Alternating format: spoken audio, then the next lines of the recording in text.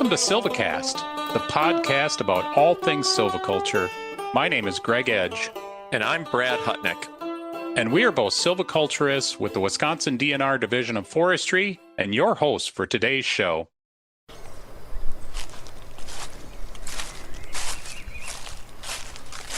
Young Master Edge. Yes. Good morning. I'm afraid to ask, because you are really engrossed in your phone. Did you start that OnlyFans site that we were talking about? Nothing devious going on here. All right. Well, what are you up to? Well, you know how much I like my Merlin Bird app, not to give a promotion here, but I really do like Cornell's Merlin Bird app. Yep. So I'm just looking at all the bird songs that I recorded this morning on my walk with Watson. It's pretty cool. Oh, cool. So what did you hear? Well, why don't we do this like we usually like to do it, Brad, and let's do a quiz. I'm going to quiz you on some of the birds I heard. Okay. And we'll see what your ornithology knowledge is like. I'm willing to play along. Okay. We're going to start really, really easy. We'll give you a softball. So listen to this. Just take your time. I know it's difficult. You know, I'm kind of offended, Greg. Like, maybe we should just review the alphabet too, just make sure I know that. So that sounds like... Well, I don't know what your starting point is. All right. So I guess maybe we're putting brackets on my knowledge of birds, but that sounds like a Canada goose. Ding, ding, ding, ding. All right. Ding, ding, ding. All right. Yeah, okay, yeah. We're going to ratchet it up a notch then in difficulty and see where you go with this. All right. Okay. Again, take your time. Listen carefully. All right. Okay, so that is a harder one. And we're probably effectively bracketing what I know about these things. So, Greg, that was a pygmy poop sparrow, which is only found in certain parts of Wisconsin. Right around Shantytown, there's a huge population of those. I thought, yeah, that must be coming from your hometown. Yeah. Well, it's if you don't know it, at least say it authoritatively so that someone might believe it. Okay. But I don't know. I'll say that's a big... All right. The bee buzz sound is a blue-winged warbler. Okay. In fact, I believe we heard that just the other day when we were out maybe working at the past site. I don't know did you see that woodcock that was flying down the trail in front of us there too, which was kind of cool? No, I missed a woodcock. I was going to play woodcock sound for you, but I didn't get to that one. But I have one more. Okay. I have one more today. Again, bracketing your ornithology knowledge.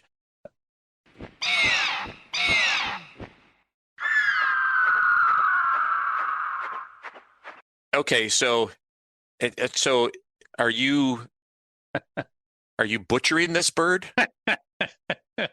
Or are you torturing a bird in this one? Because that's kind of sad, Greg. I didn't know you'd even play that for us, or maybe record it even. That's the hard part. Okay. You know what? I'm going to say I have not a clue what that would be. Okay, that one I'll give you. I was just pulling your leg there. That was a pterodactyl. Oh, all right. Well, I'm glad not to know that one then. Yeah. Not even a bird, is it? Or no, it's like a pre-bird. Yeah. Like before we had birds, we had flying dinosaurs. Okay. Anyway, that was really interesting. I'm sure you found. And I think you better brush up a little bit on your bird songs, because today on SilviCast, Brad, we're going to be talking birds. We're going to actually be talking forestry for the birds, to be exact, because just in a little bit here, we're meeting with Christian Nelson, the Lake States coordinator for the Forest Stewards Guild, to talk about the new Forestry for Minnesota Birds guidebook, which Christian was instrumental in helping develop. And we're going to learn a little bit about how we can use silvicultural practices to enhance habitat for important bird species. Perfect. And I think the audience will really enjoy talking to Christian. I know I always do. So let's get on with it.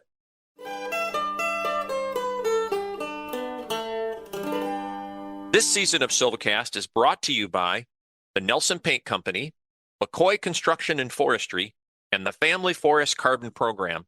You make the SilviCast world go round, so thank you.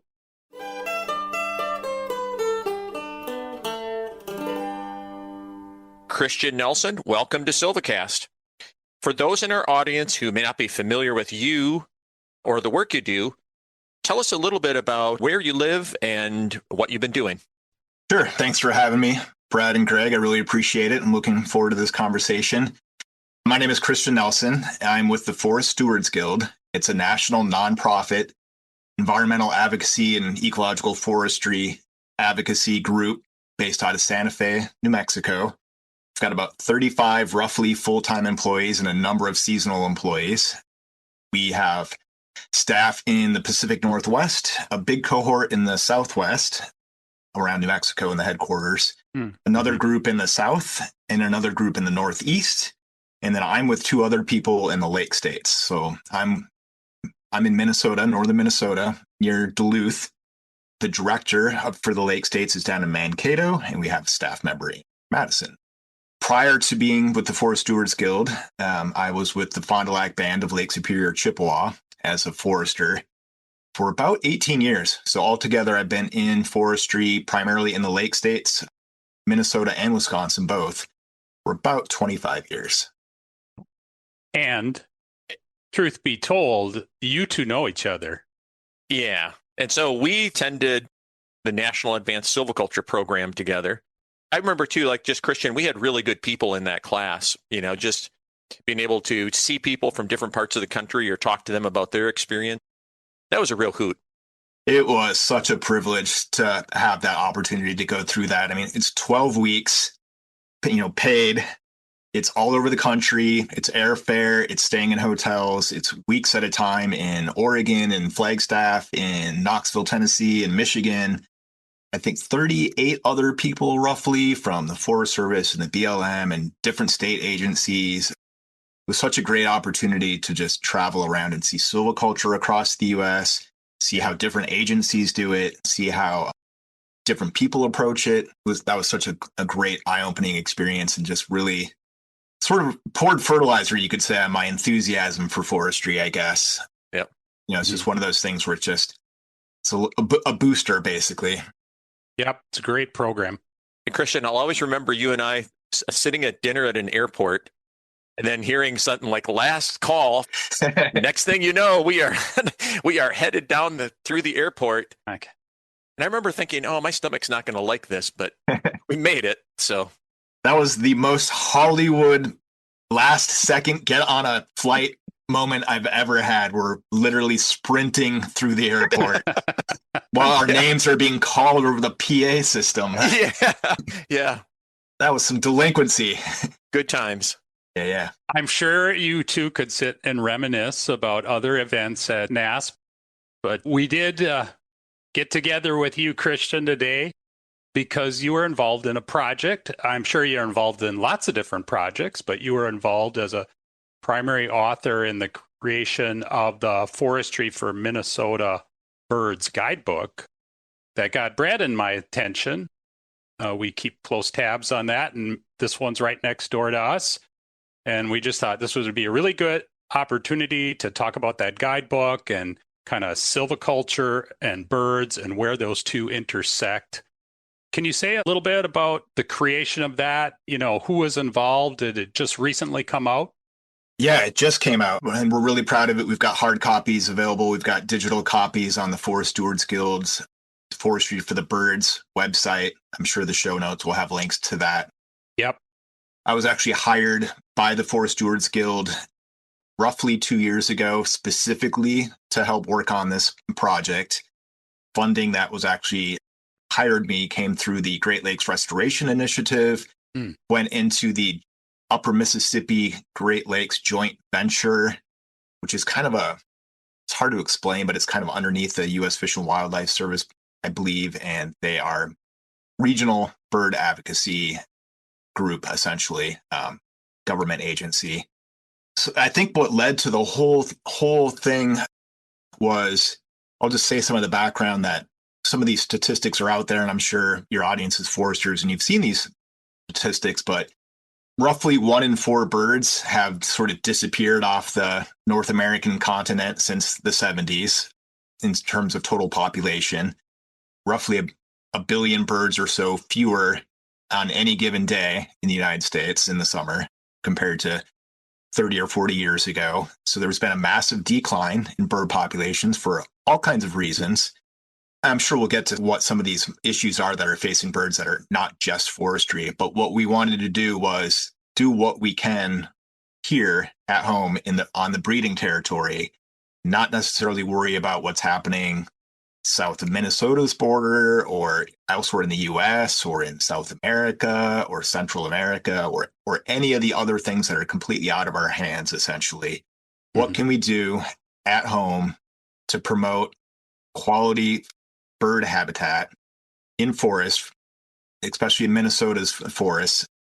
How can we basically promote that, get that out there, and implement what are essentially, I listened to your previous podcast with Jeff Larkin and Dan, was it Hagenstaller?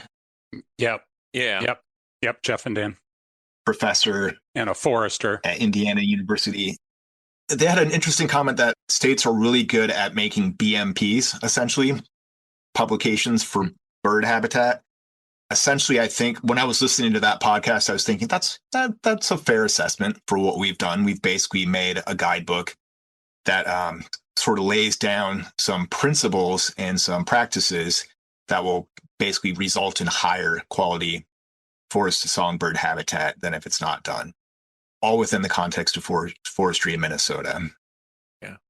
A little off track here, but you mentioned who all was involved in this and kind of what started it. So, right. So the need is, definitely the recognition that birds are having problems and they're declining and they're still declining. Many birds are, not all birds, but many birds are still declining.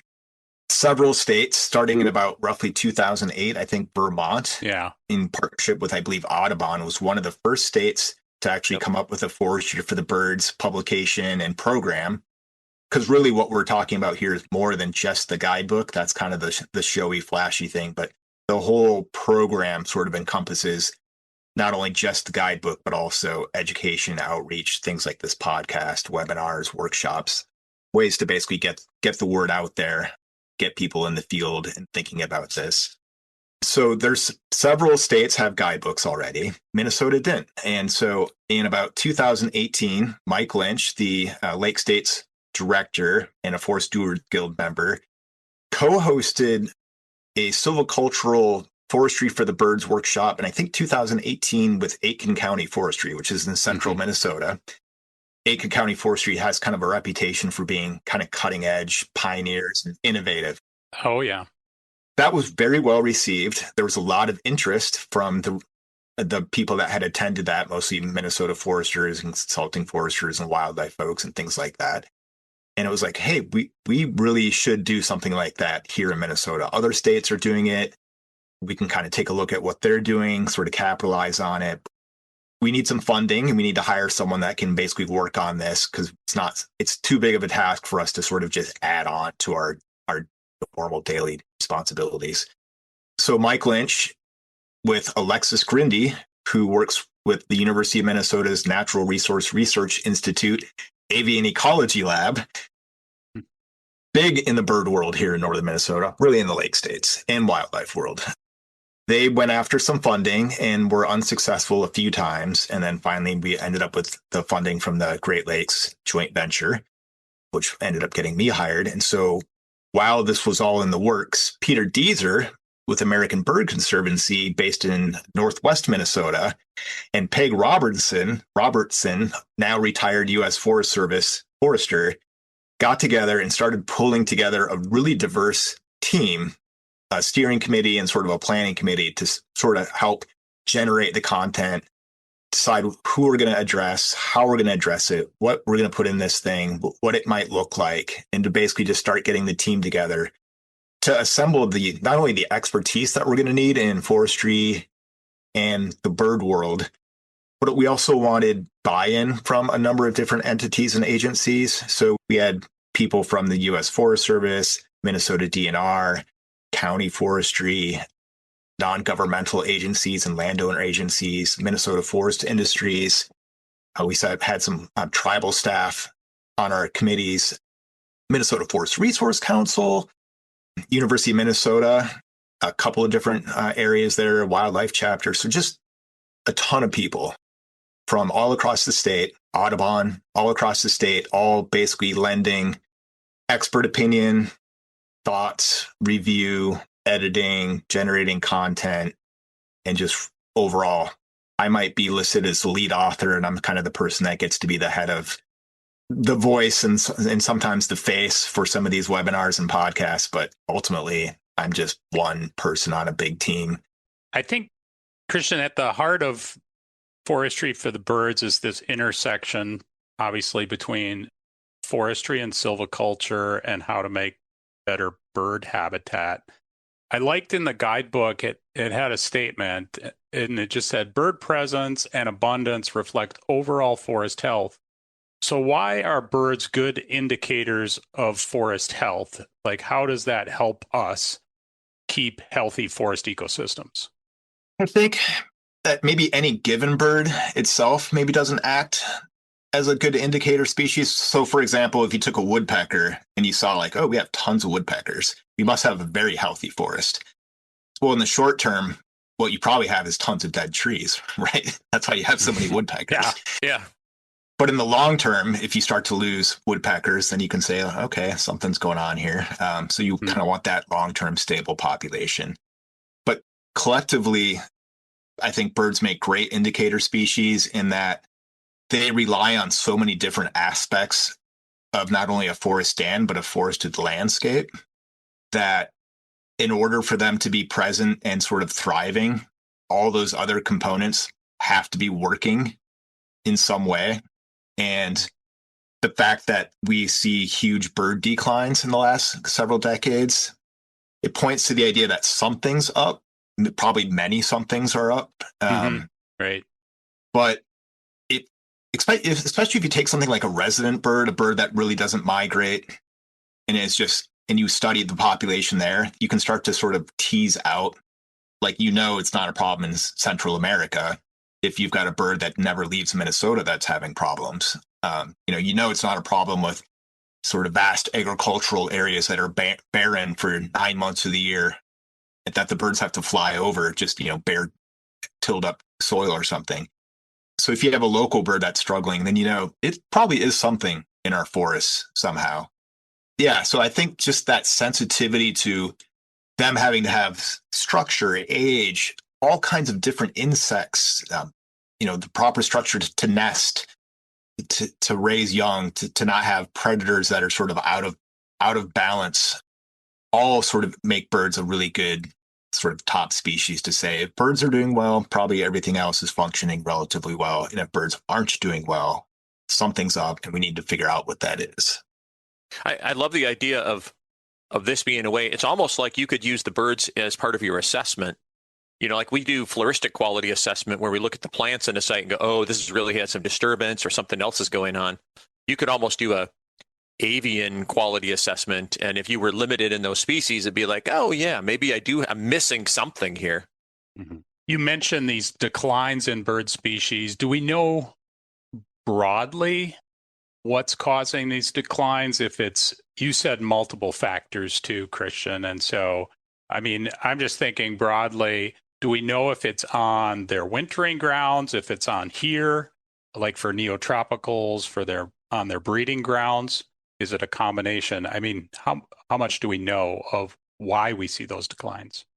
Well, first of all, I guess I should say, because it sounds doom and gloomy, but roughly 3/4 of the Minnesota birds are stable or even increasing. So it's really, we're talking about 1/4 of the species that are declining or are in trouble in some ways. So I don't want to sort of paint a picture that every single bird is struggling. Some are actually thriving and doing better, while others seem to be doing worse. Mm-hmm. And I don't mean that in a zero-sum game, like where one thrives, the other one loses. It's really interesting. The Natural Resource Research Institute, the University of Minnesota's Avian Ecology Lab that I talked about earlier with Alexis Grindy. Her team has been involved, and before her, Jerry Nemi, a professor with the University of Minnesota, have been doing decades of bird population monitoring in the Chippewa National Forest in north central Minnesota and the Superior National Forest in northeast Minnesota, and just going and doing point counts, listening for birds, tracking the number of species, the number of calls they hear, just season after season after season. And then that really helps to sort of paint a picture for trends and, tease out sort of the noise, you could say, where maybe just bad weather or something either affects the surveys, or maybe just temporarily you get a hailstorm or something that really affects birds for a given year, but then the population rebounds or something like that. So that long-term multi-species, 2 different national forest research project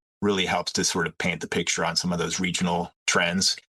And then from there, because we know the species that migrate and the ones that don't, you can sort of start to look and say, like, are resident birds stable or increasing, but everything else is hurting? Because then maybe that's an indication we've got problems south of our borders where the migrating birds are going. But what we see is, I'm kind of looking at my notes right here from the 2022, which is the most recent I could find, Forest Breeding Bird Annual Report, which the NRI publishes the results essentially from their 2 different research areas on the Chippewa and the Superior National Forest. And they find some, like I said, some birds are increasing, some are stable, some are decreasing. And that is true across the different migration guilds. So not all the long distance neotropical migrants are declining. Some are stable. Not all the resident birds are thriving, some are declining. And so it starts to get complicated because you can't find that silver bullet, you can't find that smoking gun. And what you end up having is start to look at habitat loss on breeding grounds, but also wintering grounds, which we can do less about locally here. You start to look at things like land cover fragmentation. That's something that we do have the power to do something about. It might take a big effort. Another thing that was so interesting about your podcast last month was the idea of what do they call it? The dynamic forest restoration blocks. Yeah. In a way, a somewhat new way, it sounds like, of looking at sort of landscape planning and coordination and ultimately sort of assessing habitat and trying to get it all to fit together nicely. It's super complicated. So it sounds like there's a lot of different factors. Probably depends on what bird species you're talking about then and which factors come into play. Yeah. It's always easy, like in my mind, to point your finger at a single factor or whatever, but it sounds like it's much more complicated than that for us to tease out. It is. But fortunately, well, I guess it depends who you are, but fortunately, we don't necessarily have to worry about it, kind of, because you can't do anything about it. So I guess what I'm saying is to be pragmatic. This guidebook and sort of the effort is to really focus on what we do have control and influence over. Right. And it's not that, you don't want to pay attention to and be an advocate for and sort of pay attention to some of these other factors, whether it's lighting up, skyscrapers at night and having those go dark instead during key migration periods, or, continuing to work on power line and maybe wind turbine safety and things like that, or reforestation efforts and diversity across our border, right? Travel corridors and things like that, green areas, a bunch of things. It felt like to me like this is, and sometimes in forestry we don't get these opportunities, but here, you remember we had that old bumper sticker, think globally, act locally? Yeah. This is kind of feels like that's our opportunity in forestry to actually apply something like that. Yeah, that's a good way to say it. Yep. Yeah. What I thought was really ingenious about the guide, I'm curious about your take on this, is there was a statement in there: the forest habitat types used in this guide reflect how birds see, forage, nest, and shelter in forest, which may be different from how foresters or land agencies classify forests, which is kind of a cool way to look at it, right? So it's like thinking about it from the bird's point of view instead of like how we might look at something. We're on the ground versus they get to look at it another way. So what are those habitat types that you're using in the book? Sure. Yeah. And just to follow up, My Mike Lynch with the Forest Stewards Guild, the director, is reading a book not about forests at all. It's actually about prairies, but it's called To Find a Pasque-Flower. It's by Greg, I don't know how you say his name, Koch, Koch, from 2022. And he has a quote in there that says, birds may not be the best botanists and probably care more about the structural diversity of their habitat than the actual species diversity of the habitat.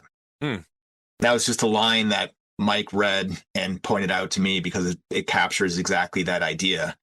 This was one of those things that was surprising to me when I was writing the book and we were trying to choose our forest habitat types. And it was working with Alexis Grindy with NRI, University of Minnesota NRI, who basically said that birds are a little bit species blind. Not all birds, but a lot of them are a little bit species blind and are more interested in structure. And that could be vertical structure. So do you have a well-developed overstory, mid-story, understory, or not? Different birds prefer different levels of those things. You've got birds seeing vertical structure differently, but then they also see horizontal structure differently as well. So that's how things are basically spread out across the landscape. And so I didn't realize the extent to which birds are essentially species blind and are keying in more on structure. And so we actually had a bit of a challenge. It was a fun challenge, but it was trying to figure out how are we going to, because the scope of our book covers all of Minnesota's forests. So all the way from the southeast corner of the state, south of Winona to, up to the Canadian border on the northwest and northeast part of the state. So everything forested. So it's a big area. It was challenging to kind of decide how are we going to cover such a huge area, 17 million acres, roughly 1/3 of the state of forested lands. How are we going to basically break this down into something that we can squeeze into a book, have it still be meaningful? And ultimately what we did is we came up with 4 broad forest habitat types. And these are based on how birds see the forest. And then we had to break those down into 7 subtypes because we wanted to reflect important ecological or silvicultural differences or even biological differences in the forest types. So our broad 4 cover types are lowland conifer. Sure. So this would be things like tamarack and spruce and cedar. Lowland hardwoods. This would be just any sort of low riparian area type forest. I'll talk about the subtypes in a second. A very broad category called the upland deciduous and mixed conifer. That's our biggest, most inclusive group. And then another one just called upland conifer. So those are 4 broad categories, and you can sort of throw all the species under those headings as you wish, but they're not necessarily useful for management or for foresters. It's, if they're broad like that. And so we had to sort of break them down into meaningful silvicultural subtypes. Lowland conifer, we were largely able to sort of leave without a subtype. But lowland hardwood, we ended up with a black ash subtype and bottomland type. Hardwoods kind of thing. Yep. And so black ash, obviously, is black ash. And then the bottomland type would be things like American elm, black and green ash, cottonwoods, silver maples, depending on where you are in the state. The upland deciduous and mixed conifer category, we broke down into an aspen birch subtype, an oak subtype, and a northern hardwood subtype. And then our upland conifer group was largely also just sort of one category without subtypes. That was our way of basically trying to take a very diverse forested landscape and sort of break it down and categorize it and put it into sort of chunks that are meaningful for the birds and for foresters and wildlife managers and land managers that are trying to manage them.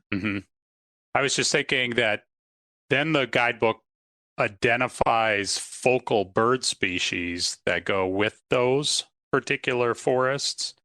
So I believe there's 18 of them that indicate those quality habitats within those examples.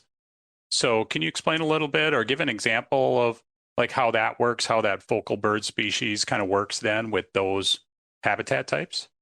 Sure. We had to take what is basically 250 breeding bird species in the state of Minnesota, species that have been identified to breed here, and then whittle that number down into something reasonable. And just for context, I think Vermont and Maine had between 4 and 20 birds. I think Michigan's guidebook had about 20 birds. So everyone's in this like 4 to 20 range roughly. And so we wanted to kind of be in that range as well. Not that there's anything magic about those numbers. We just felt like we could sort of accomplish what we wanted to without having 150 birds and not having too few. So we started with 250 birds in the state, whittled that down to 150 candidates that breed in forests, and then whittled that number down by basically birds that would respond or have demonstrated a response to silviculture or forest management. And so the bird has to be sort of selective enough that when the forest changes, the bird will start or stop utilizing the habitat because it'll have changed significantly. Some birds are such generalists that it doesn't really matter. And so we wanted to choose birds that if you implemented something on the ground, you could expect to see a change in how that bird utilizes that site. Yeah. And we wanted to have a couple of species for each of our forest habitat types. We wanted the species to be relatively recognizable, and we didn't 100% always achieve that, but mostly achieved that. We wanted the birds to be common but struggling, I think is probably the best way to say that. So we didn't want to pick a bird so rare, right, that you would never see it, and you could do all the right things in the world and still never see it because it's just so rare. Yep. So we wanted a bird that likely anyone that's going out into the woods, especially this time of the year, could hear or identify or see, and it would be recognizable in some way, shape, or form, that it's sort of pretty specific to that forest habitat type, and is probably, but not necessarily, struggling in some way. Some of our birds aren't struggling, which is a good thing, and if we implement the things that we've recommended in this book, then they'll hopefully continue to not struggle. So the common birds will stay common. And so ultimately we ended up with 18 birds, of which, let's see, 1, 2, 3, 4, 5, 6, 7, 8, 9, about half are species of greatest conservation need. And the other half aren't officially listed as being on the Minnesota DNR's species of greatest conservation need list. So kind of a mix of common and struggling birds. Yeah. No, that really makes sense, though. I mean, I hadn't thought about it that way before. But you need something that people can actually find and see, and that have a response, and all in, and examples of that in each of those habitat types. So like, that's a lot of different criteria going on, but I can see the logic and how you whittle that down. Yeah. And then, the key also, you don't want 3 birds in under one forest habitat type that all need identical things, because then you're just going to be redundant. Right. So we wanted birds that would have slightly different recommendations, even though they're under the same forest habitat type. The whole book has actually been an interesting exercise in trying to decide what we wanted to put out there first, to really identify who we think our audience is going to be and kind of how we're going to hook them in a way, or how they're going to find this book useful, why they would want to pick it up and browse through it, implement what's inside. Because there's 2 approaches. You could put the birds out there first and say, hey, people love birds, and they're going to pick up this book because they love birds. Mm-hmm. But the people that are actually going to be managing the forests may or may not be big bird lovers. So we need to appeal to them by saying, hey, here's some cool silvicultural stuff. And even if you're not big on birds, there's some other wildlife that we list under each of our forest habitat types that will also benefit. So we tried to sort of bring in some other species, some birds that weren't on our list, for example, and other non-game some game, I guess, non-game and game wildlife species, to just sort of appeal to the broadest audience. Mm-hmm.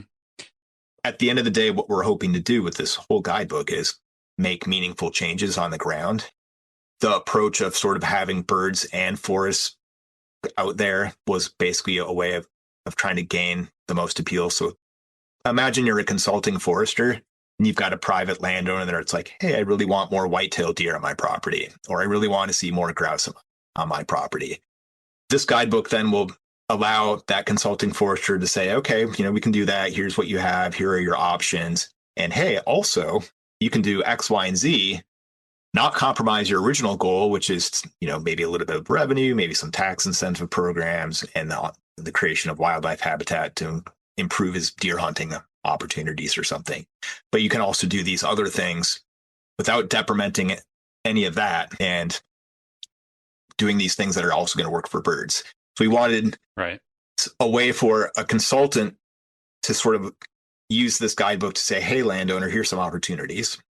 Or for a landowner to say, hey, I really like these birds and I really want to do something. I want to go to my consulting forester. My consulting forester doesn't necessarily know a whole lot about birds, but I have this cool guidebook that I can say, hey, I really like Connecticut warblers. Can we implement some of these things on my property?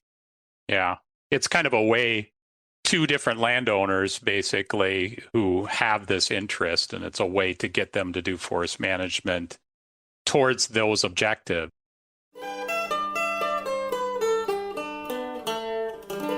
Looking for continuing education credits? Check out the SilviCast webpage for more information. And now, back to our show.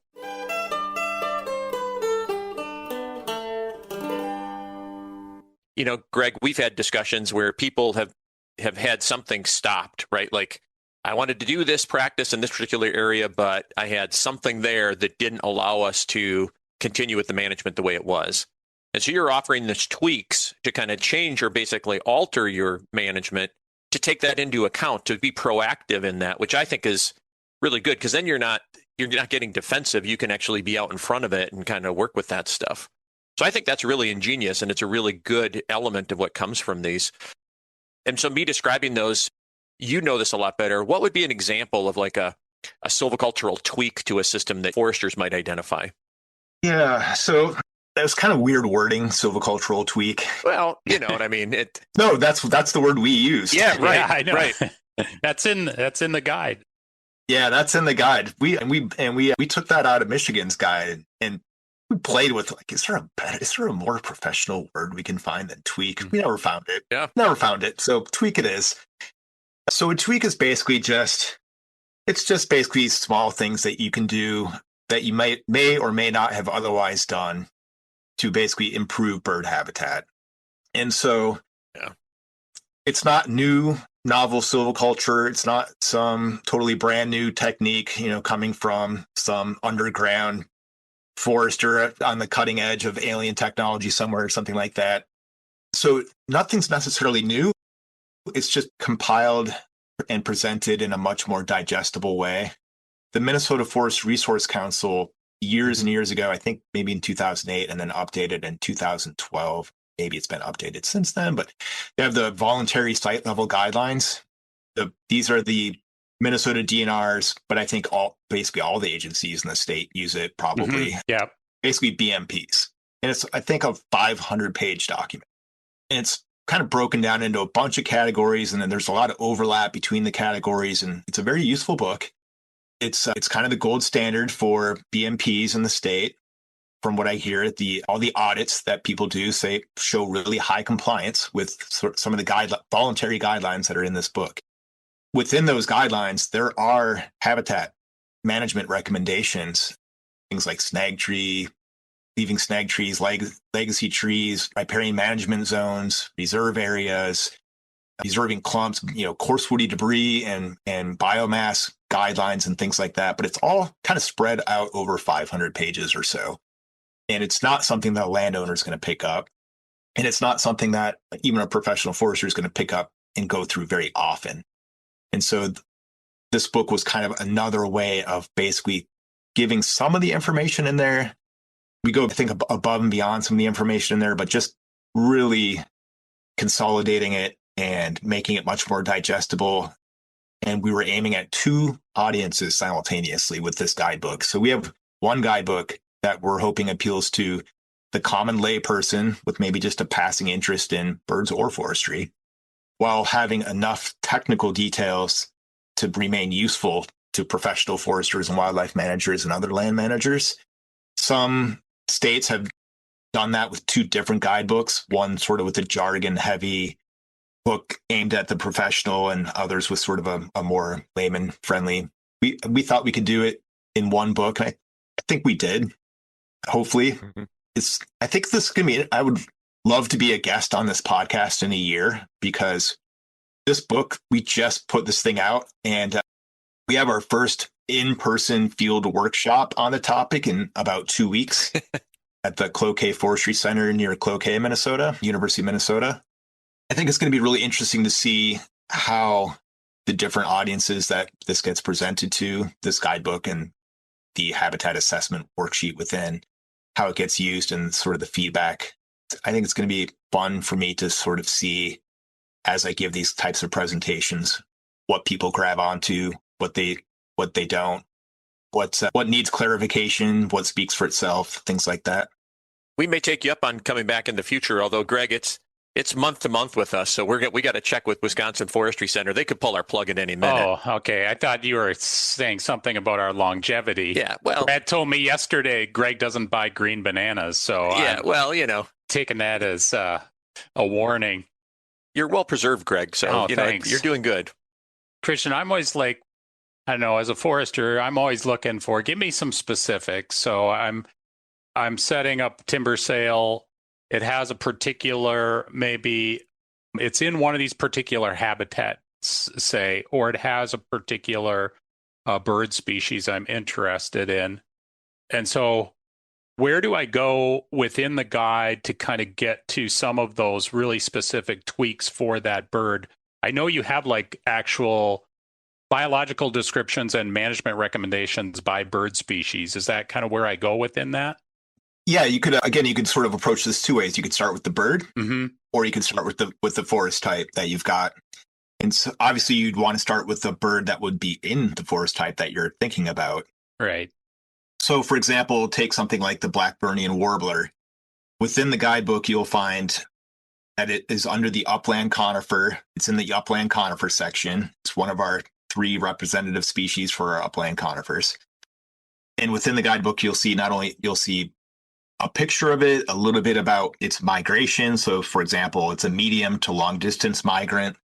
That's defined in the book, but it basically means it's going to spend its time in Mexico all the way down to Central and South America if it's long distance. You'll find kind of where it primarily breeds within the US. You'll find information about its population status, whether or not it's declining range wide, if it's a listed species in Minnesota or not, if the partners in flight group considers them sort of threatened across their range, if they're highly susceptible or not to climate change vulnerability based on predictions of how their forest type will do.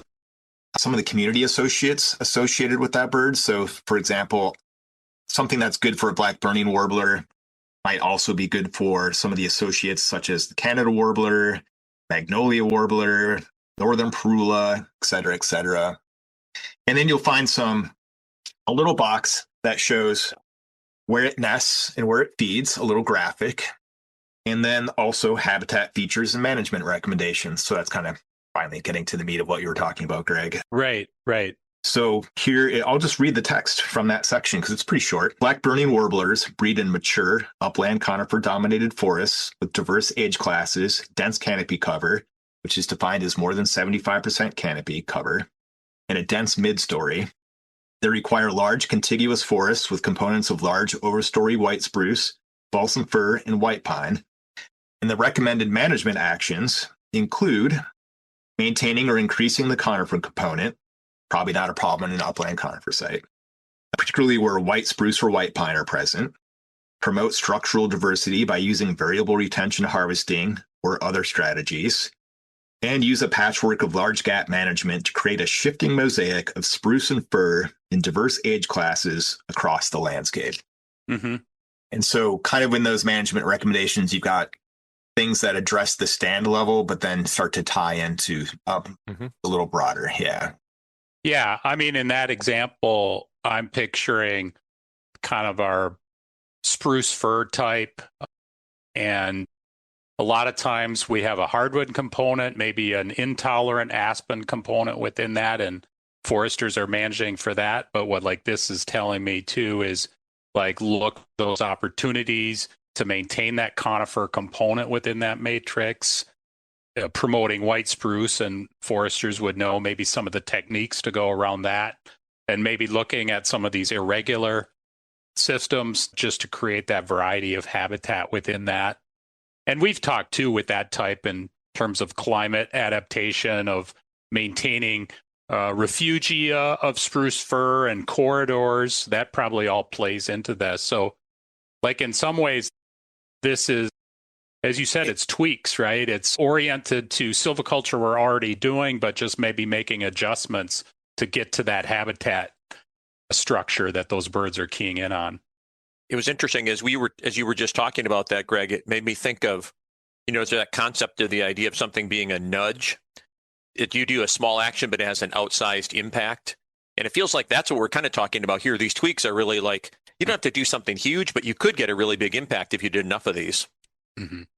Yeah, ultimately that's the trick, is getting this implemented on the ground in enough places to be, make meaningful change.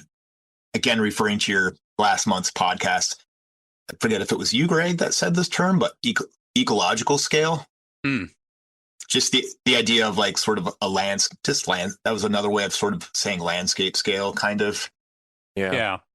Where it's ecologically meaningful, it actually has an impact on those species that you're trying to manage for. That was the term, ecologically meaningful. And the idea being, to sort of implement this stuff on a bigger, broader landscape basis and not just stand by stand. I mean, ultimately it is stand by stand, but cumulatively, if it's not affecting the landscape, you're probably not having a big effect on the overall population.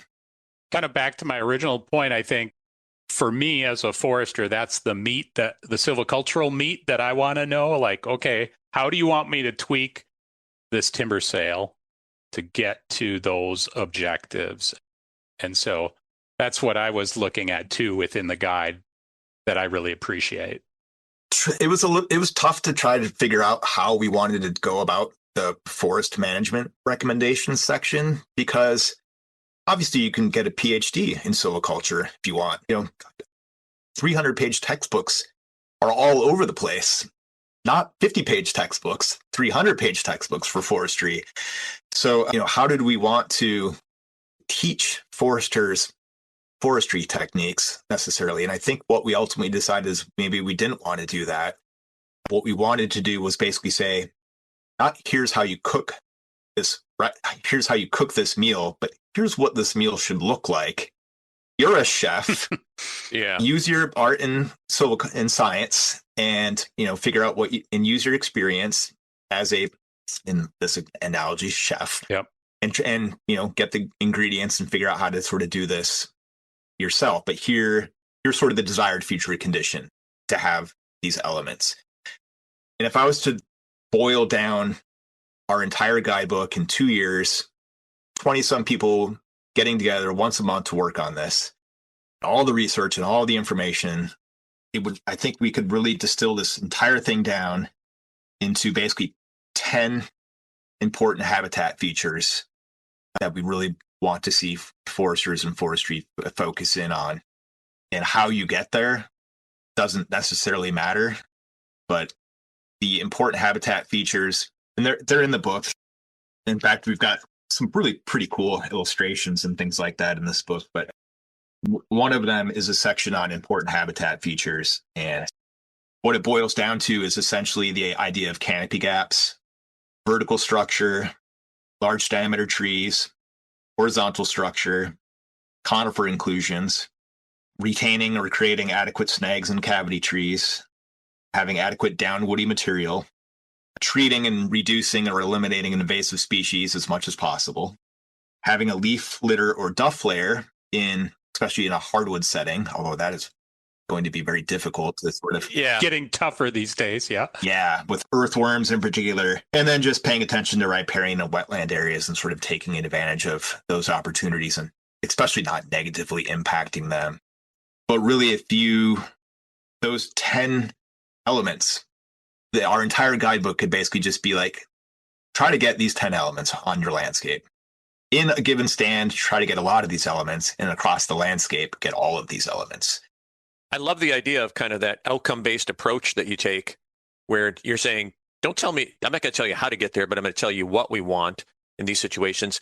And I think, and maybe this is just kind of like laying up a softball, but But that's got to appeal to someone who's like interested in production forestry, where you're not telling them, no, you can't do this, but you can do something, but here's what you actually want to have as part of that when you're done.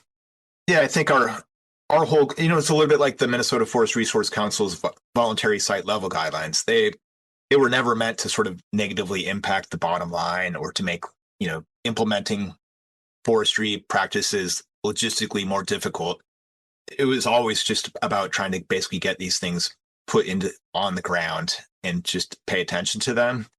And so, yeah, I think the whole idea here is just, can we get these different elements out there? How you go about that, especially on the landscape, that gets so complicated. Your guests last week were talking about or last month rather, we're talking about sort of that ecologically meaningful scale and getting these things rolled out and not having everything just on a stand by stand basis. And I forget exactly how he phrased it, but it was having structural diversity within a stand and age diversity across the landscape. And if you could get those two things, I think that was his really distilled down thing, that basically if you can get those two things, structural diversity within a stand, age diversity within a landscape, then you're already sort of nailing an awful lot of wildlife needs for birds. Do you ever hear from foresters like, hey, I'd love to do this, but I just can't get landowners interested in it? Or is it the opposite way around? Landowners are like, man, we got to do this. And the foresters are like, yeah, I don't know. That's the part that I think is going to be so interesting to, if you invite me back in 2026 to see how, because I just haven't had enough of that.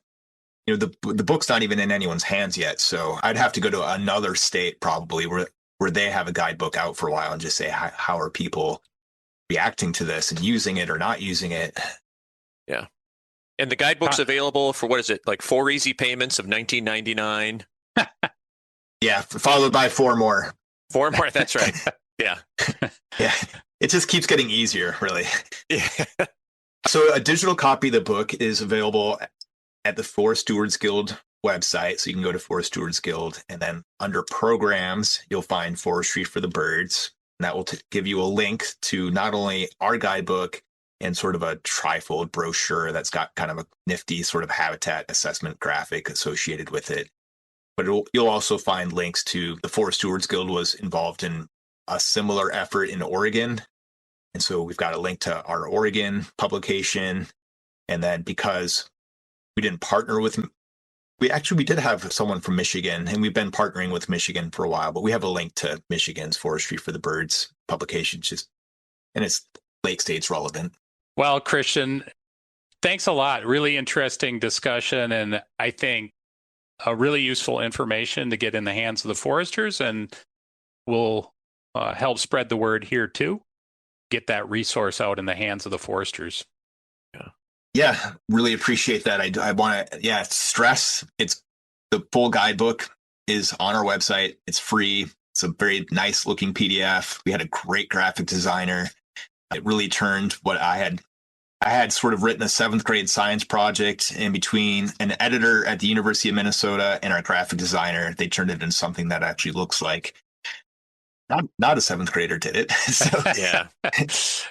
It's amazing the magic that they could do to sort of turn the content was there, but it sure wasn't pretty. And they really did a great job of making it pretty. So appreciative of and congratulations on the project, because it really is an advance on forestry here in the Lake States. So I know I'm a fan no matter what, but a bigger fan knowing you were involved in it too. So I super appreciate that. And I hope I can be involved in some way in the Wisconsin effort. And I'm really looking forward to the conversations I have at the workshops and presentations that we're doing over the course of the summer, and just getting that interaction and learning the challenges that people have implementing some of this stuff, and all things that, could be lessons learned and ways to sort of say, hey, this is a challenge.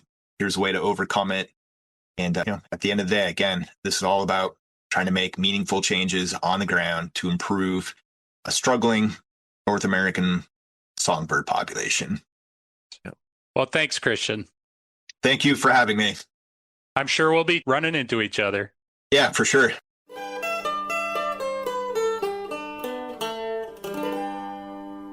Brad, that conversation deserves a round of Silvictionary. Giddy up. Let's do it. We're going to do a little different here. You won't find these things in your silvicultural textbooks.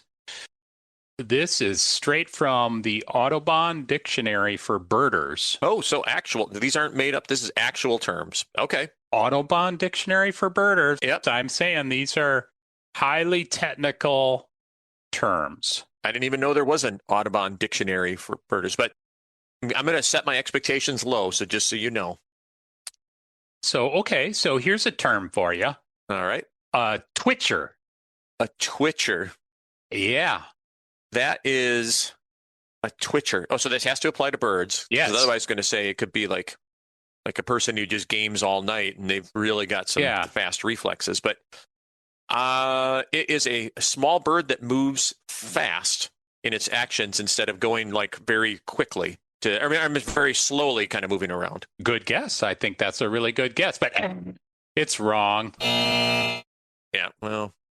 The definition for a twitcher is a hardcore birder who goes to great lengths to see a species and add it to his or her list. Oh. Keeping a list. I like it. I don't know how you get twitcher out of that, but I think I know a couple twitchers.